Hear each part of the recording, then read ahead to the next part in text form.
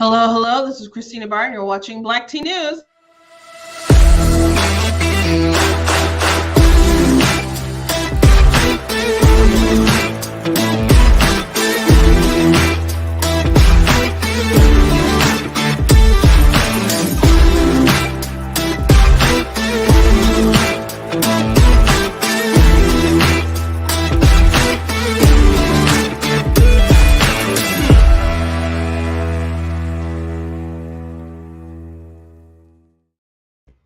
Hello, welcome to Black Tea News. I'm your host, Christina Barr, and today we're going to talk about a bit about election. There was a big election last night across several different states, and one of my primary elections for Michigan, I'm in Michigan, we had our results, and I've run in races before, I've helped people run races before, and it always sucks to lose, not just because you lose, but because there's so many people who invest their time in what you're doing.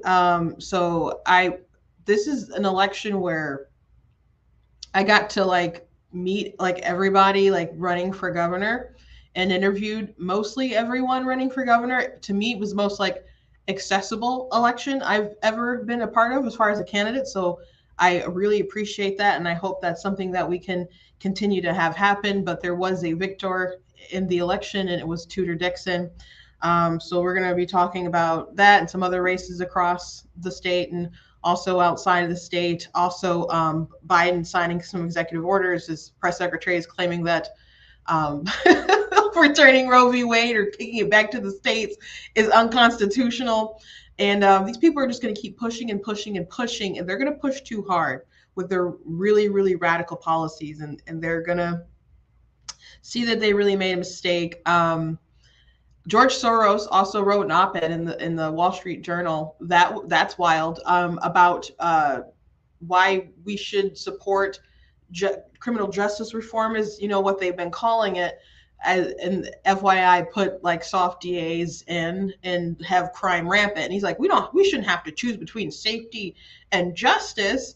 And it's I'm pretty sure that's what you're describing isn't actually happening, sir. It's just chaos and not justice. And in the op-ed, which I'm going to read, it talks about how, there's more Black people in prisons disproportionate. When you commit a disproportionate amount of crime, that's normally what happens. And he does talk about how we need to look at things that prevent crime, but I'm pretty sure this evil person doesn't really want to do the things that would prevent crime. And we can talk about that, but George Soros has just been a figure. He's like, I've been fighting this for 30 years. I'm like, yeah, and I've been hearing about evil George Soros for at least 20. So that I can remember. I remember my dad talking about George Soros talking over the pulpit about an evil billionaire, and he's still at it. And they're just bragging oh, look, George Soros wrote a piece and in a big American newspaper about how he's sabotaging the entire country. Okay.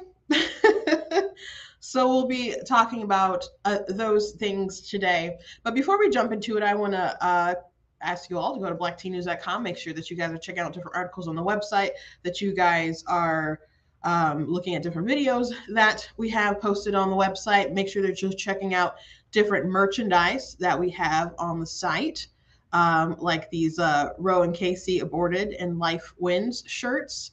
Sure, if you wear those around, you'll get some good conversations going. And I'm gonna have some other shirts and stuff that I'm making that'll spark good conversations, because people need to have conversations about these things. People just keep saying the euphemisms about my body, my choice, and a lot of people regurgitate things that they don't even understand or really have a grasp of. And we talked about that a bit yesterday.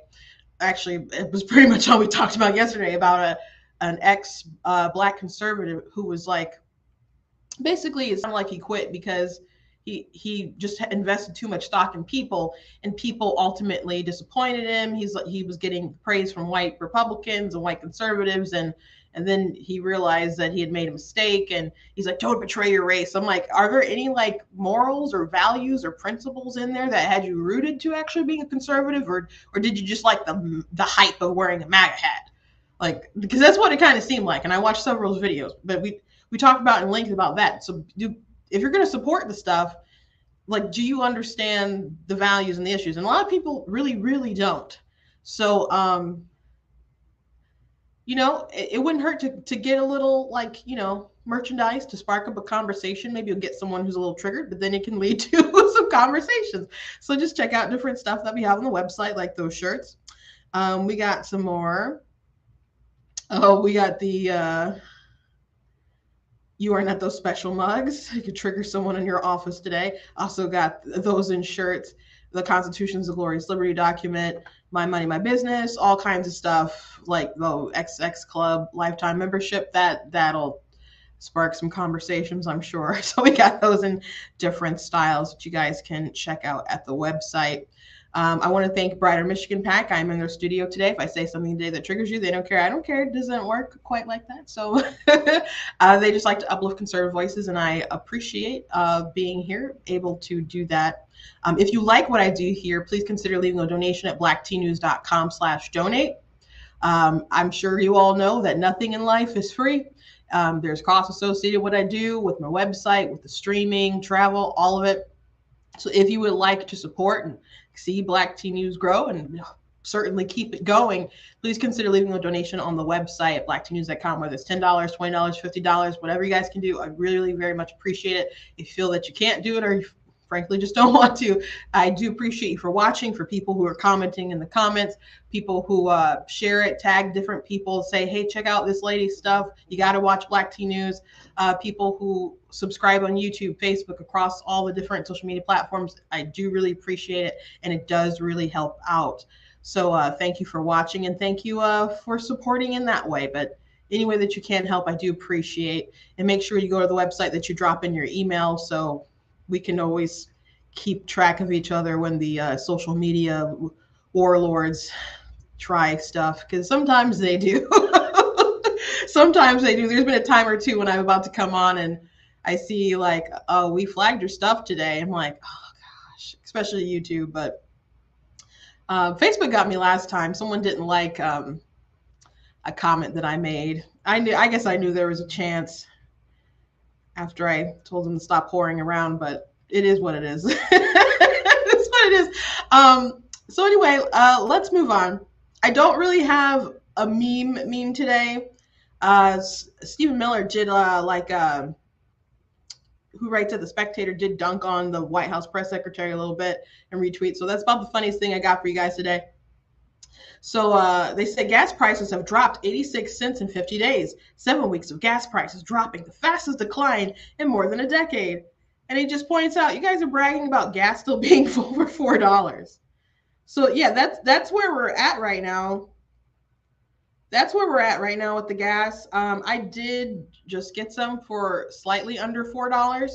But if you drive right down the street, I don't know why there's such a big discrepancy, but just a little further down, and you might see a range between like 80 whole cents. It's a little bizarre to me. The 10 minutes difference is like you paying under $4 to nearly $5. But we don't know how much it's going to go down, if it's really going to get below 4 and stay below 4, like on I guess an average level, or it could go up. Some people are reporting different things. So it's funny that the White House are like bragging, like, oh, the prices are dropping. It's like, I thought you guys had nothing to do with that. I thought that was the global market. I thought that was all Putin's doing. So they want to take credit when stuff is dropping, but when it goes up because of bad policies or them not doing stuff, that has got nothing to do with them, huh? Okay. But yeah, again, it's still $4 no matter the way that you look at it. No matter the way that you look at it, it is still what it is right now. So White House, you gotta their comms people are just bad. But since we're on the subject of Biden in the White House, before we start talking about the primaries, let's go ahead and just watch this little clip of the press secretary being a dang fool again. From day one, when the Supreme Court made this extreme decision to take away a constitutional right, it was an unconstitutional action by them, a right that was around for almost 50 years, a right that women had to make a decision on their bodies and how they want to start their families. Okay, so FYI, women do still have the power to decide when they are going to start their families. That is still a thing. In my opinion, people really should be having sex outside of marriage. It's my moral opinion. That's rooted in, I guess, common sense and faith. But that's where I'm at. But women can be celibate. Women can watch their cycles. Women can have birth control, take birth control, different forms. They can make their partner wear condoms. They can make them get vasectomy, whatever. But there are options. There are other options besides abortion. And people acting like women don't have options now it's just not honest in the least bit. So there's that. But I think the more poignant thing is that it's not a right. It hasn't been a constitutional right. If it was a constitutional right, it would have been mentioned in the Constitution, which, by the way, the Constitution doesn't give us rights. It just, like, we have unalienable rights that are God-given. You can think of them as like negative rights, that just by our nature of sort of coming into the world, we have certain rights. Like, no one had to give us the right to life, apparently, with this issue. Apparently, you do, because you don't get it till after you're born. But that's what we're all arguing about. Free speech, no one has to give you that. The point of the Constitution is to limit the powers of the federal government so they don't like come at you. So I know we say that phrase constitutional rights, but I don't want people to believe or have the misconception that the Constitution gives us our rights. Like, we already have rights, and the Constitution is just a document laying out, hey, government sucks and we want to be able to protect your rights. Like, you have the right to bear arms in the point of the Second Amendment is just saying that the government can't infringe upon that to get in the way of you getting that. Okay, so it's not about them giving you rights. You just have rights. So obviously you don't come into life with the right to kill another person. So we have a right to life. You don't have a right to kill someone else, because we have the right to life. You can look at it as a right to not be killed, because we don't have a right to live forever, right? No one can guarantee that. But we have a right to not be killed, to not be violently aggressed upon and have our lives taken from us. So they don't know what they're talking about. Or maybe they do and they're just lying. There's sure is a bit of both with the White House. Probably maybe a bit of both from her. Like, Biden is like lying about it. And when they keep talking about like, oh, this is a right that people have had for 50 years, from this judicial like precedent, sure, people believe that, but they still didn't have a constitutional right to do this. And you know what? That was our failure on, not my failure, I didn't do it, but a lot of just as a whole society, letting women know or indoctrinating them with this idea that this is something that they have, this is something that they need. That's probably the saddest thing, that people feel like they need this so badly. It's just a tragedy, because most of the abortions are elective, super elective. Like, you can make other decisions that are better for yourself, better for your family, better for your planning, etc., that do not involve abortion. But they don't want women to fathom that sort of world. And I think that's tragic. Like, people are trying to empower women with abortion, but we're just infantilizing them. That's what they're doing. But no, not a constitutional right, hasn't been, will continue to not be. And them kicking it back to the states, 10th Amendment, look it up. Sorry, sweetheart. But, it's funny, though, her and Biden. Let me go ahead and Biden signed an executive order trying to protect this stuff, too. So I'll play a little bit of that. And I just want to also, when I'm done, remind people of like Biden and the sort of stuff he said regarding your gun rights and stuff. No, today I'm signing the second executive order I'm about to sign that respond to the healthcare crisis that has unfolded since the Supreme Court overturned Roe, and that women are facing all across America. Healthcare crisis is, it's hard for me to even understand how they think this. Healthcare crisis is women can't choose, can't get an abortion even in the case of incest, even in the case of rape. But it goes beyond that. There are a lot of women who take prescriptions prescribed by their doctors and have been taking for some time for other conditions, for arthritis, for epilepsy, for Crohn's diseases. And in many cases, these prescriptions are not being filled. I don't know what he's talking about, all that, but a lot of this stuff is fear mongering. And there are people who are convinced that, like, oh, women can't get treated for things like ectopic pregnancies. I'm like, that's not an abortion. That's a non-viable pregnancy. That's like, even I don't actually know Planned Parenthood still has this talking point on their website, because maybe they figured, like, oh shoot, we shouldn't have been honest, because this is a good talking point for us. We better take this down. But I still have the screenshot I did post on my Facebook that Planned Parenthood noted that an ectopic pregnancy is not the same as abortion. But that's something that people keep really, really bringing up, because they want to talk about women's health and their lives being in danger. But again, most abortions are elective. And even if you include like life of the mother being in danger, or some kind of health reasons why they have an abortion, plus like rape, if you want to include that, you're still have like 95% of abortions that are still elective. I'm ballparking here. It's a lot of, most of it is I wasn't ready for a baby. I have other, I'm done child rearing. I don't feel financially stable, which just because you feel financially stable doesn't mean you're impoverished, FYI. People can say that, but that doesn't mean like you're living on the streets or close to it, FYI. But it could be relationships aren't working out, totally elective.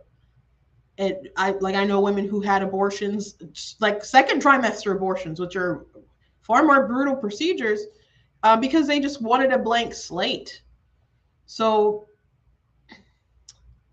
there's certain things women can do to, and men as well, but people talk about women a lot because they're the ones who go and have them.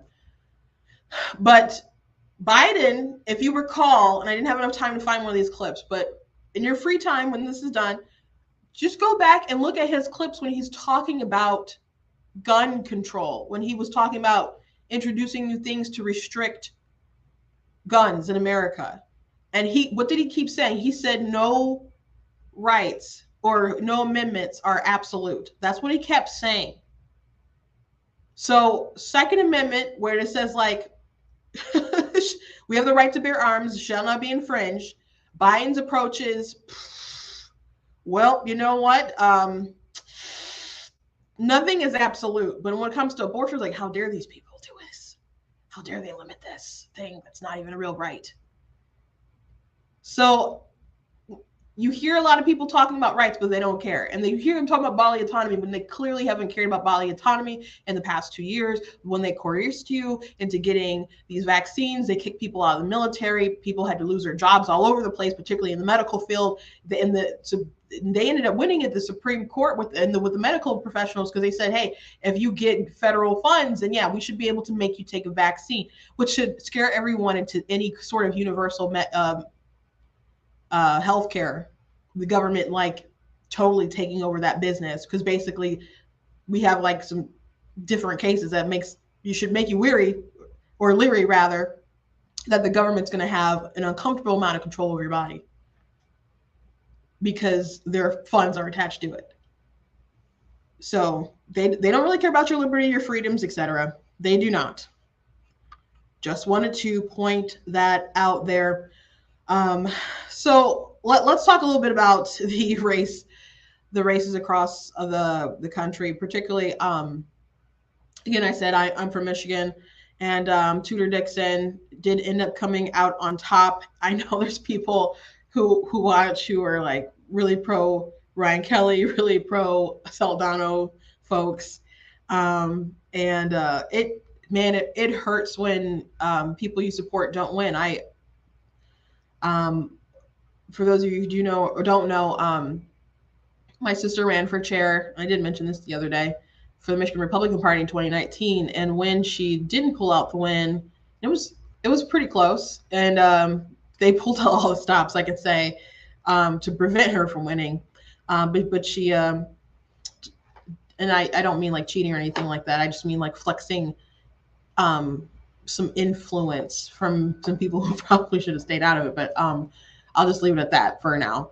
Um, but there are people like collapsing on their knees, crying, so upset, and it hurts. It sucks to lose yourself, but to watch other people who really invested their time into you, who have put so much hope into you.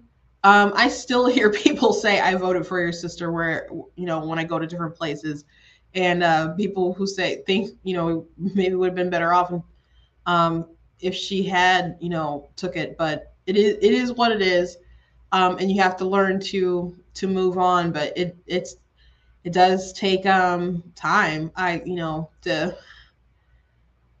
I mean, there's people who run and run and run and run, and I think they get more accustomed to just the name of the game. But to me, like that's a big race to not win. So my heart goes out to. There's a lot of good people in the race, and as I said earlier, I think this is the most like accessible race that I've ever sort of been in with like something this big. I mean, when Snyder ran, I wasn't that long ago, I guess. Was I in high school? Just out of maybe high school, not too far out of high school. Maybe I had to when he ran. I remember taking a picture with him, but maybe I was in high school. Anyway, I was outside high school.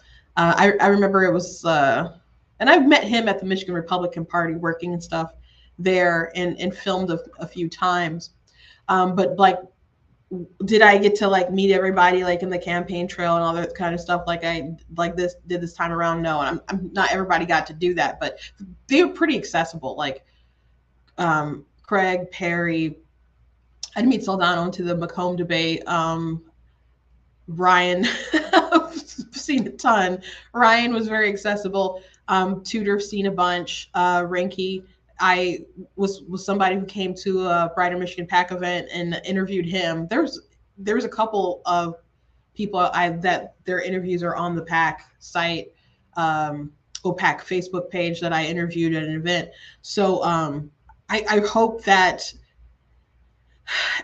we can continue to have a ground game with them all that makes them really accessible to people. And I did enjoy that. I did appreciate that. And I'm sure their voters and supporters appreciated that.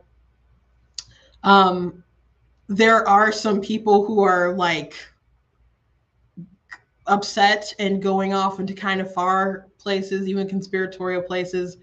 And some people are saying like it's going to be Whitmer versus Whitmer. Just like stop. Whitmer is an awful person, so vindictive. So like what she did to our state was beyond the pale. She's one of the worst people. And not only did she not follow the science, like her orders seemed so spiteful, just absolutely spiteful how she'd come for people. And like I overheard the story, not overheard, someone told me a story about a business and the people that she knew, Whitmer like knew a family who owned a bar, and she just like specifically like came after like everybody in general, but that it was a particular place that really got like hammered in the news and other kind of stuff like that. And she's like, this is people that she knows, like this is just the kind of person she is. And then feeling okay to go to Florida for stuff, and then her husband wanting to get out the boat and just going to Black Lives Matter rallies with her daughter wanted to protest. Okay, but you had all of this shut down. And when the government said, the Supreme Court said that she had basically overstayed her welcome with her powers and had used them inappropriately, she decided to go ahead and go to the licensing agencies and say, well, you know what, we're going to take away people's licenses if they don't enforce the rules that we want, since we can't make them how the edicts were before, but now we can find this kind of backdoor shady sort of way. So she's not a good person. She's not a good person, and she needs to go down. I think if she doesn't go down, I think she's gonna, and she may still have 2024 aspirations anyway, but I think she needs to be defeated and become a one-term governor to take the wind out of her sails. Because if we do not take the wind out of her sails, I'm pretty sure she's going to be a top tier person running in 2024. Because let's be honest, it's not going to be Joe Biden. And nobody likes Kamala Harris. Like, people have been saying the big Gretchen kind of other kind of stuff. She's a Midwestern female governor. And if she wins, she'll be a two-term governor. Can't let that happen. Cannot let that happen. There were some conspiracies before the election because, and we talked about this when this happened, but there was a news station, Channel 3, that had released primary results before the actual primary happened. And now, from my understanding, this was just kind of preloaded data that they had in their system to kind of get ready. And I guess other people do stuff like this, and they're like, "Oh, they're already fixing it." And I still don't quite understand how or why this got out. But when I saw this, I'm like, just to be frank with you, I'm like, that's not how it's going to end up. So if they're trying to rig it and say that those are the numbers, I'm like, those aren't accurate. Peter Meyer did not win, FYI. But I did suspect that Tudor would be on top, but I didn't think that these numbers would be the way that they want. Like Ralph, for example, I knew was going to poll the lowest, and I knew Saldana was going to poll higher than that. So I knew these numbers weren't correct anyway, and it makes sense that someone is just assuming and they're just putting numbers in their system, and that wouldn't be what they try to sell to people to be the numbers. Even if someone was fixing it, that's not how someone would fix the numbers. But people are like, "See, I told you," because she won. But again, here are the numbers that they had. The Gateway pundit and stuff put this out. But here are the results. It was Tudor, then Ranke, then Saldana, then Ryan Kelly, and then Ralph Reinbart at the bottom. So, which I think he was the only one I didn't mention. I've met Ralph quite a few times, and he's a sweetheart, such a heart for God. And he kept talking about how America just really needs to have biblical values, and that will change the landscape of the country. And he's totally right. He's totally right. He ran a good campaign for what it is, and I agree with his cultural analysis, but it wasn't gonna get him over the finish line. But he is correct, and there's so many things that we need to do as a body of who you say believers or just people culturally just trying to instill different values in people to change the landscape, and that's how we can change a lot of things and push our country in a positive trajectory. So he was a good man.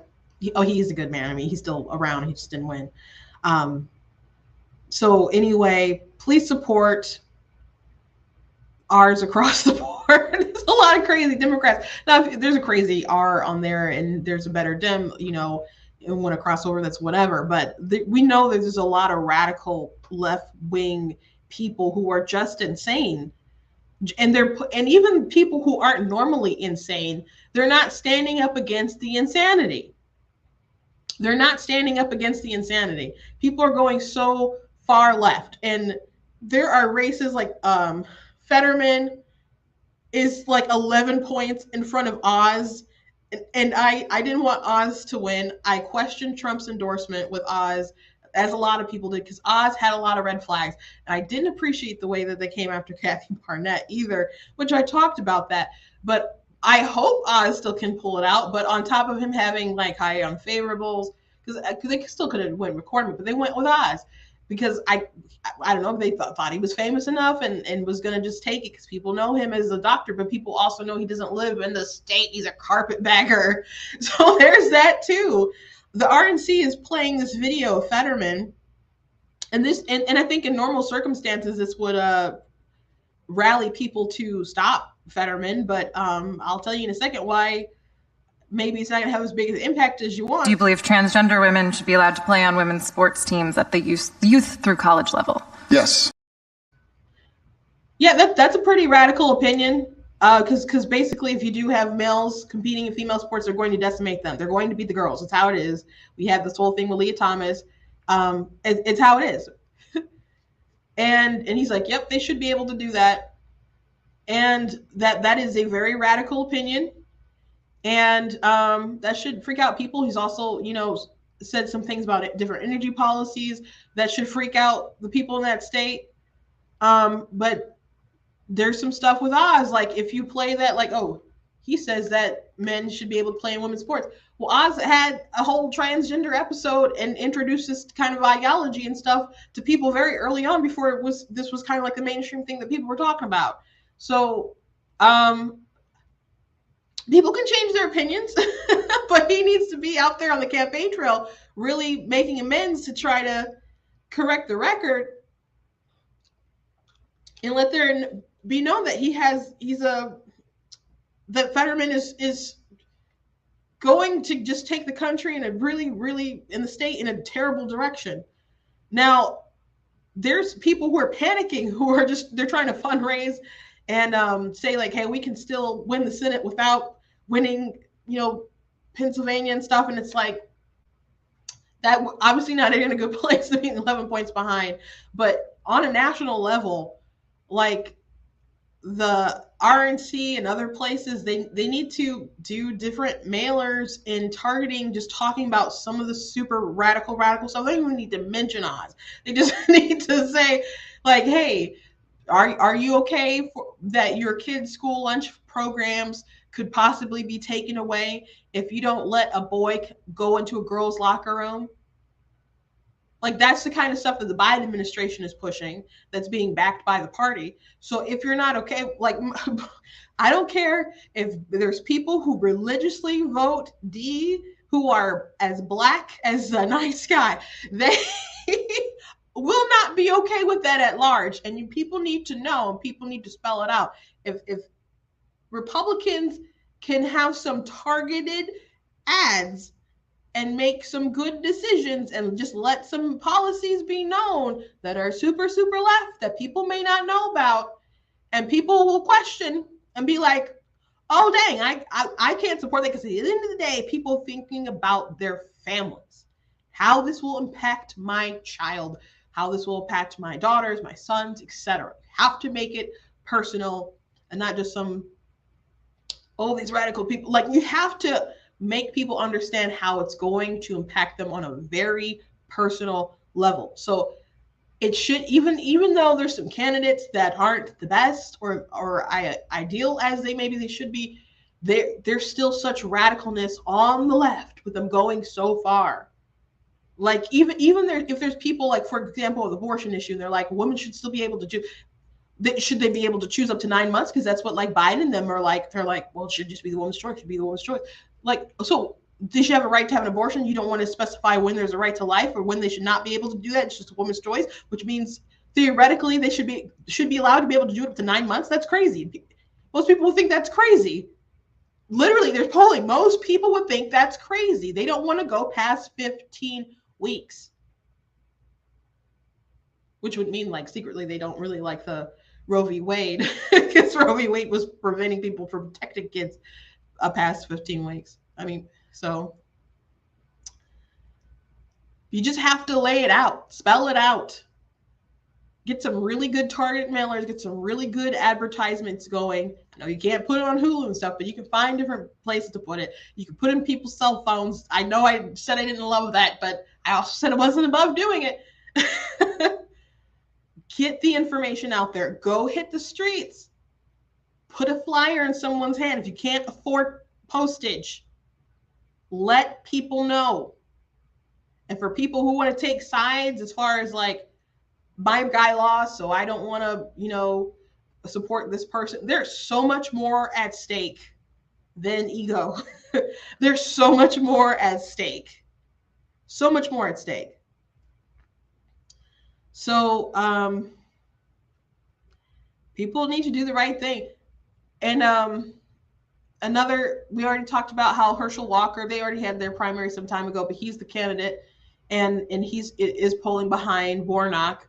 But Kemp is polling, above Abrams, and it looks like she's going to lose again. She's raised a lot of money, but the lot of money that she's raised has been from out of state, different places. I'm sure she'll have a lot of celebrities that will come in and start door knocking and stuff for her like they did before, and you'll have a lot of hype. But Kemp is, even though Trump and was really, really angry and backed his opponent, he did end up winning, and he is pretty solidly popular. So I think people are kind of letting go of the rift and the animosity, and they're backing their governor for re-election. And hopefully those people will cross over and ultimately help get Herschel over the finish line. He's not the strongest candidate, but Warnock he's a Black liberation theology sort of person. He's going to vote lockstep with the Democrats on their radical agendas. And I hate that he says he's a pro-choice pastor. I'm like, bruh, you're going to be a child sacrifice and be like, but I'm pro-pastor. Like, stop. It's got nothing to do with your role. And he said something along the lines of the government is too big to be in the hospital room or something with a woman and her doctor. And I'm just like, what about the father? What about the father? Does he at least get a say, sir? Like, does he get a say? Like, is there any sort of moral consideration for at least the child? But to him, no, I'm sure not. But I'm just like, what about God? Is God? I know God is like big and vast, but he's still everywhere. He's like in the room too, right, Mr. Pastor? He's just awful. So I want him to go down. And but 538 is reporting. I mean, they done deal that the House is pretty much gone. But they're predicting that the Democrats will be able to hold on to the Senate. I hope that's not the case. In Arizona, which my cousin lives in Arizona, she's called me quite a bit about the Arizona race. It looked like it was very close. I don't know if they officially called it for Kari Lake. I think Maricopa was like the last one. She declared victory. People are declaring victory. They're still like getting numbers in, but it's still close as far as they're reporting from a couple hours ago. But it looks like she's gonna pull it out. I could joke about there being ballots found or whatever, but we'll see how that comes out. But in Arizona, there's a lot of policies that have been good for the state, like with different homeschooling policies and education funding for different students. Like you can take up, I think 90%, if I'm not mistaken, I think it's how my cousin explained it because she took advantage of it. Like 90% of like the funds that they give you for your child, you can spend that how you wish. And the deal was just like you got to keep the 10% for like the public schools or whatever, but then the rest you could spend it on how you wanted to educate your child. And so people have found that to be a great help to have those different options for their kids. So there's a lot of good things going for that state that just, why would you want a Den coming in and ruining that?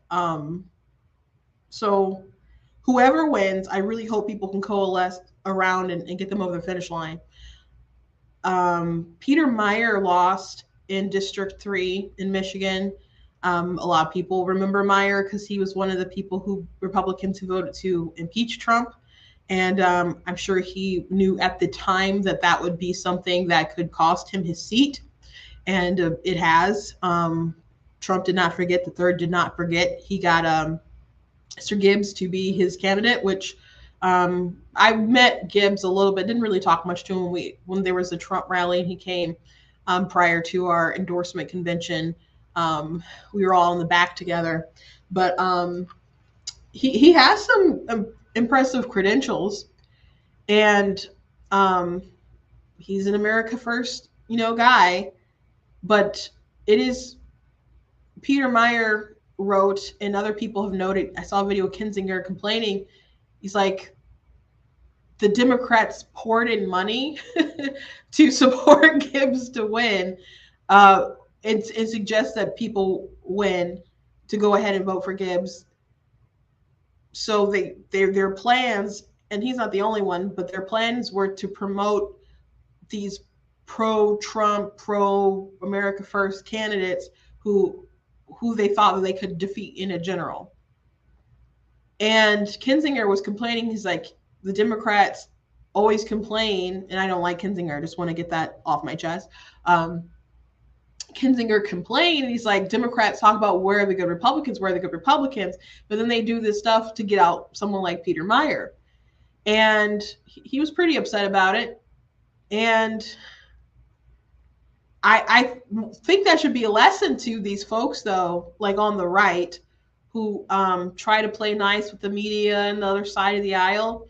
Now, if you guys can actually come together and make reasonable compromises that don't compromise your values and the integrity of the rest of the country or something, then you can just work together on a good bill. That's fine. But as far as like being, throwing your party basically under the bus for like kisses and hugs from the media and whatever, at the end of the day, these people aren't going to like you, and it's a team sport, and they're going to kick you out if they can. They're going to kick you out if they can. And that's what it is. So at the end of the day, did they appreciate that Peter Meyer did impeachment, that he's, still Republican, but not as right as like Gibbs and other people? No, they did what they could to get Meyer out in hopes that Gibbs will get out. And it's looking like, I don't know how, I don't think it's probably likely that Gibbs will win that seat, because it is like redistricting and stuff. It's just a bluish area now. And he's not a moderate, obviously. I hope he wins.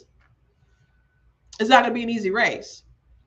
And I would hope, since obviously there's a lot of money with Meyer and other folks like that people wouldn't just like absorb it and not try to win that seat.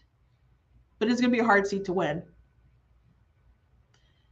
In a perfect world, everybody would do what they can to get the Republicans now on the ballot to win. We don't always live in a perfect world, guys. Some people take their feelings with them to the ballot box, and they keep it with them all the way to the general. But again, feelings are raw.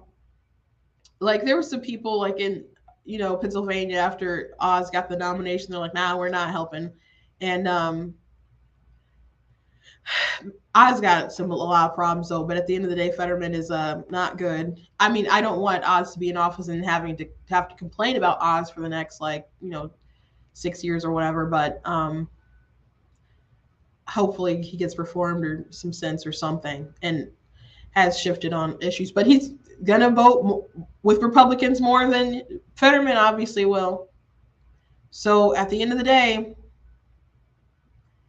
vote for what is going to be ultimately best for the country, and you're the person who can best make that sort of conviction, that determination.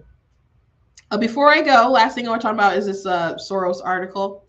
So Soros is a evil billionaire. That's no exaggeration. People always talk about Soros, and people on the left kind of roll their eyes like, oh, it's their favorite boogeyman. No, he's like he's a philanthropist, but he's like an evil billionaire who has some pretty ultimate insidious plans that are not good for the country.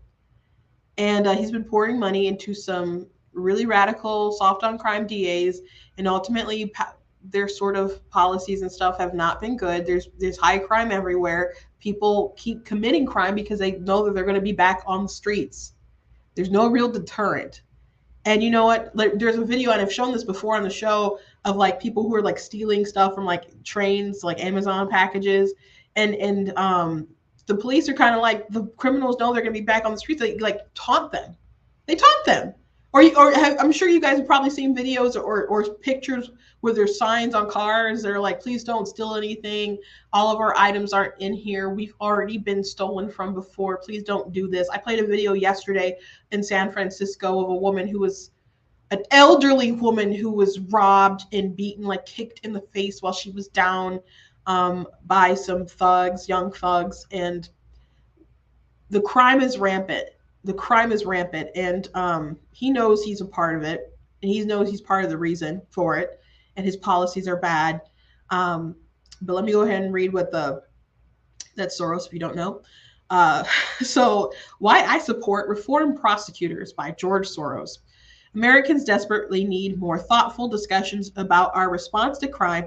People have had enough of demagoguery and divisive partisan attacks that dominate the hate and obscure the issues. Like most of us, I'm concerned about crime. Let me just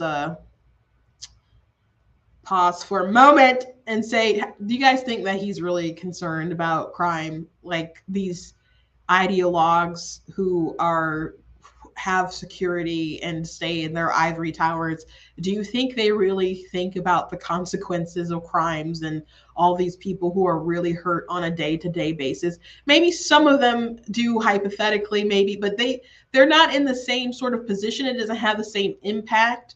Like I talked about how I thought about, like, oh, maybe I'd like to go to New York Comic Con or something and sell some of my books at the convention. And I'm just like, talking to my sister about it, I'm like, but you know, they attacking people, stabbing people in broad daylight. And she's like, broad daylight? I said, yes, broad daylight. You know, it's just not good. It's not good. So I don't know how concerned they are about crime, because there's people who don't really feel the effects, and he won't ever feel the true effects himself personally of the sort of policies that he's unleashed upon the American society.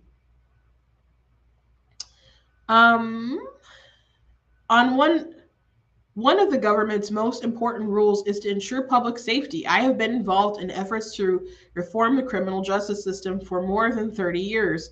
I have been a philanthropist, yet our system is rife with injustices that make us all less safe. The idea that we need to choose between justice and safety is false. They reinforce each other. If people trust the justice system, it will work. And if the system works, public safety will improve. We need to acknowledge that Black people in the US are 5 times as likely to be sent to jail as white people.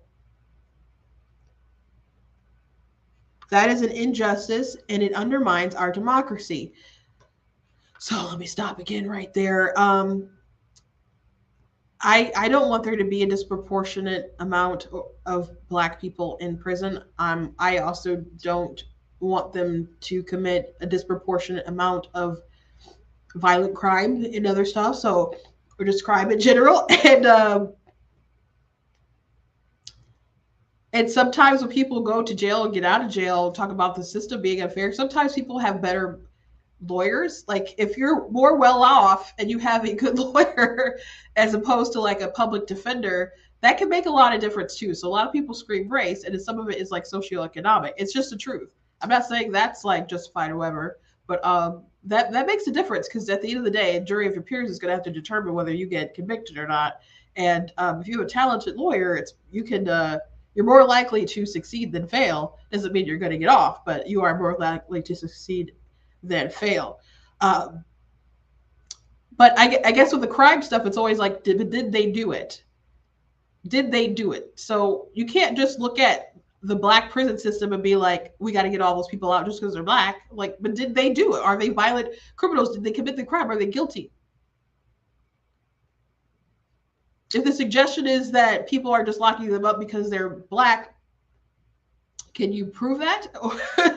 or and if that's the case, that's obviously bad. But are you making the assertion that people are just getting off because they're white? Because also will be injustice too. But just because they're in there doesn't mean that they ain't do it. So there's that. There's that. Let's keep going.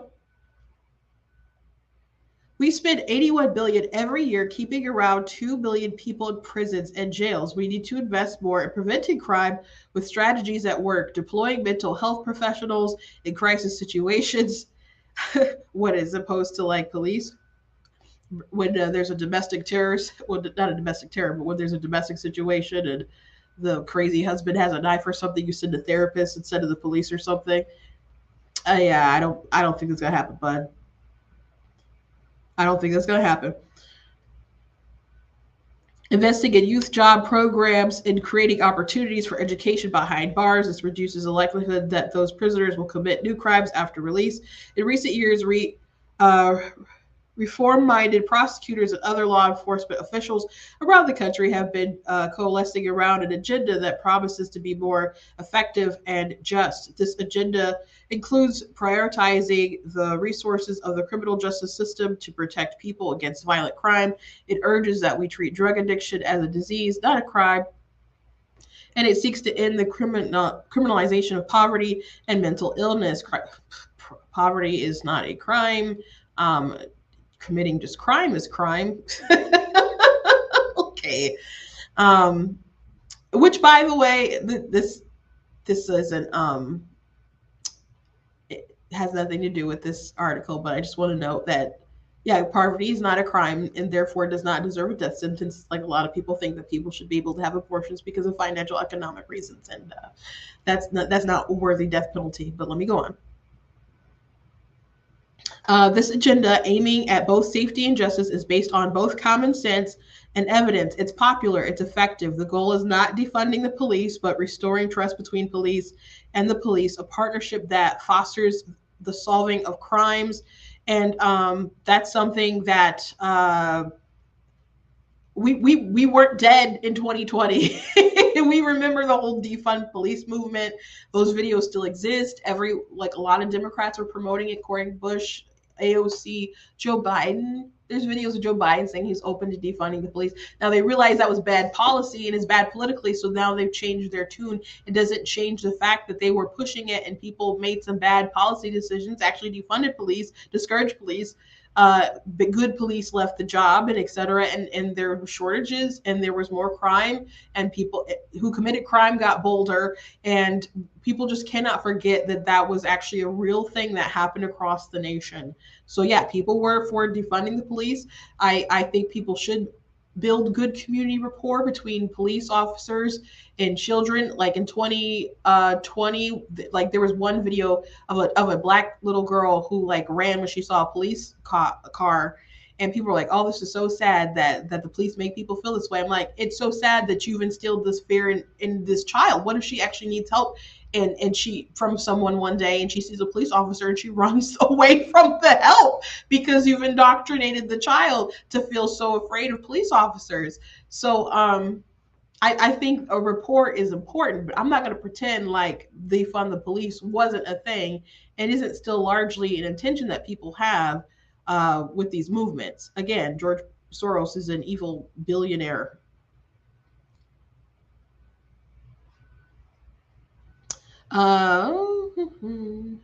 Some politicians and pundits have tried to blame the recent spikes in crime on the policies of the reform-minded prosecutors. The research I've seen says otherwise. Ooh, I'm sure it does.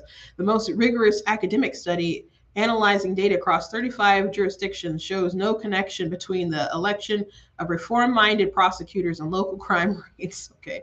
In fact, violent crimes in recent years has generally been increasing more quickly in jurisdictions without reform-minded prosecutors. Murder rates have been rising fastest in some Republican states led by tough-on-crime politicians. Just because there's a red state doesn't mean that you don't have areas that have big cities that are run by Democrats. It's so fun when people say stuff like that. It's like, yeah, maybe red state, but there are still big cities that are blue, deep blue. There's areas in, Ohio, for example, that's a pretty red state now that are just still high crime and stuff. Like, there's still blue areas. There are still blue areas. So that talking point is funny. Serious scholars researching causes behind the recent increase in crime have pointed to other factors: a distributing rise in mental illness among young people due to the isolation imposed by COVID lockdowns, a pullback in policing in the wake of public criminal justice reform protests. Yeah, sir, why do you think that happened? And increases in gun trafficking. Many of these same people who call for more punitive criminal justice policies also support looser gun laws. Um, this is why I have supported the election and more recently the re-election of prosecutors who support reform. I have done it transparently and I have no intention of stopping. The funds I provide enable sensible reform-minded candidates to receive a hearing from the public. Judging by the results, the public likes what it's hearing. So that is the article from Mr. Evil Billionaire George Soros. So, yeah, I'm sure the COVID lockdowns and the isolation has played a big role in people going out in the streets and wilding out, because you told kids they couldn't go to community centers. You told people that they couldn't go to church. They certainly couldn't bring their kids to church. They couldn't go to school. The only place that they could go was out in the streets and wild out and commit when you had all these BLM protests and then let out in riots, especially in some of these bigger cities. And when people tried to stop them, and when people even commented on them, people like, the riots are the cry of the unheard. You must care about more about things more than Black lives. I'm like, what does that got to do with me not wanting? Just because I don't want people to rob a Walmart or a Target, I don't care about Black people? Like, are you serious? Oh, this kind of stuff hurts whole communities, because then these stores don't want to come back, and then you don't have a Target, places that people could go to buy things. But people were encouraged to commit these crimes, and then they instilled with them, they imparted within them this attitude like they deserved to be able to do this. That's really like the real crime of all this. Not only that they were committing the crimes, but we gave them this validation for it. You don't think that warps these people's minds? What about these people? And then you have these incidents with the police, and then you give so much money when these stuff goes down. People, they might feel like it's better to just go ahead and have an altercation because they're worth more dead than alive. What kind of warping have we done to these people? Like, through all of this, in the name of justice. And people were warning prior to COVID, saying like, hey, this is going to cause some damage, mental health damage. Poor Glenn Beck, when all this was starting, he's like, no, we should let our kids like go out and live life. Like we know that the older generation, like, yeah, we'll maybe be at risk, but we don't want to risk our children. And people were so mad at him and mocking him like mercilessly. And then he told a story to Megyn Kelly about his daughter, I believe, who was suicidal during COVID. Like, so unfortunately, he had like this very tragic validation of his original statement. Like people are not alone. People aren't made. They're not built to be isolated and robbed of purpose. People couldn't go to work. People couldn't go to school. Like, and they were grandma killers if they fought to be able to work and provide for their families, because the people didn't want them to. Yes, we handled COVID terribly, and I do agree it has contributed. But people like George Soros and the New World Order folks, they weren't the ones who were trying to stop this. So I agree with them, but I don't think he's innocent. I don't think he's innocent, the sort of people he rolls with. The sort of things you could do to help communities are the sort of things that Pastor Ralph was talking about, the campaign trail, how people need to have I mean, he was talking a lot of things that are God centric, and I do agree with those things. But I know not everyone is religious, but there needs to be some kind of return to sort of traditional morals and values.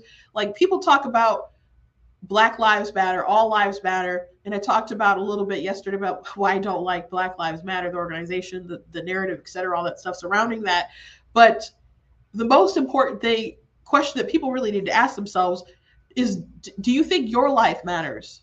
Do you think your life matters? Because if your life matters, you will make more constructive decisions, not only for today, not for some kind of YOLO culture, for yourself 5 years down the line, 10 years down the line. Are you making smart decisions about who you're going to sleep with? Because that could result in a child who's going to need love, care, and attention. Are you able to provide that? Are you going to be entangled with a person who you will despise for the next 18, 25, whatever amount of years? Are you thinking wisely about the choices that you make right now? Is stealing something in a store right now, that flash drive, really worth you going to jail or having something on your record? Is that really worth it? Do you care about your life enough to make wise decisions? Value yourself. And I'm not saying be selfish, but value yourself, value your future. And that's what we need to instill in people. I always tell people now that my mom, she practiced proactive love. Before I was even a thought, before I was a twinkle in the eye, etc., she purposed it within herself to make sure that she was going to keep herself until she found a good man to marry who would be a good husband to her and a good father for her children. People need to practice proactive love, not just for the sake of whoever might come along in the future, but for themselves. And people need to find meaning and responsibility. But as long as we keep throwing those things out the window, yeah, you're going to keep seeing high crime. As Denzel Washington said, like I didn't see anywhere in his piece about like fatherless homes and the need to have good men in people's lives. And for sons need good fathers, and so do daughters. But Denzel Washington, he does these like, crime films or films about lawyers and police like reform and all that kind of stuff. One time he was asked about all this kind of stuff, and he's like, if boys don't have fathers in the homes, they will find them in the streets. And by the time the system gets to them, it's too late. So if you want to talk about stopping crime, that happens in the home. That happens in the home. People keep talking about mental health and all this stuff. I do think mental health is important, but when you have quacks today that are ready to turn your little boy into a girl, like I don't even know what they're pushing people into. Like, you need to start in the home with some good values and encouraging people to make positive decisions for themselves. And I don't think George Soros is someone who really wants to encourage something like that, because he, like I said, keep saying he's an evil billionaire. And these prosecutors who are soft on crime, the Christmas massacre, bail reform and stuff, that's a result of the sort of policies that he's bringing, these sort of people that he's electing and pushing. So there's real blood on these people's hands. Real blood. So it's amazing that people are like, oh yeah, George Soros wrote this good article. Yeah, George Soros is again, evil billionaire. Just wanted to remind you one final time. Anyway, thank you guys for joining me today on Black Tea News. Make sure you guys check out different articles on the website, different merchandise that we have on the website. Again, like this Rowan Casey aborted and the Life Wins shirts. We also have black tea mugs. We have the I Am Not the Victim You're Looking For shirt. We got the cool goat hoodie and goat t-shirts on there that you guys can check out. Got some really cool stuff. Also, the Denounce White Supremacy Defeat Joe Biden shirt is available as well on the website. Also have like a long sleeve one. I have a long sleeve one. It's very comfortable. Shirt's very comfortable. Also, I am coming along with my book. Let me see how many words I'm in. I was working on it today. I think I'm now officially at the 21,000 mark with my book. I'm working on a book about abortion and the biblical view of it. And I do make a lot of secular arguments revolving around it, but I do see a need in this to shut down people like Reverend Warnock, the pro-choice pastors of the world, and the people who are like, well, it's just God gave us free will, so we should just allow people to commit heinous human rights violations. Like, no, no. It's so dumb. It's so dumb. Anyway, I'm working on a book to address a lot of those things. Also, like it addresses like where does life begin, what philosophers say, but what the Bible says, and goes through all these things. And I break down different arguments, rebut different things. And so there's not just like a book of different scriptures, but it really is thoughtful on a lot of these different issues. So that will be out very soon. I also do have other books that are nonfiction and fiction. You guys can check out that stuff. If you go to blacktnews.com, there's a banner with some of my books on it that will take you to my book website. I got historical fiction fantasy books. I got children's books that people have gotten for the kids and really, really enjoyed. And some adults have read them too and said, wow, this is a really great book. So you guys can check out that stuff. If you look for Christina Barr on Amazon, you'll be able to find me. God bless you guys.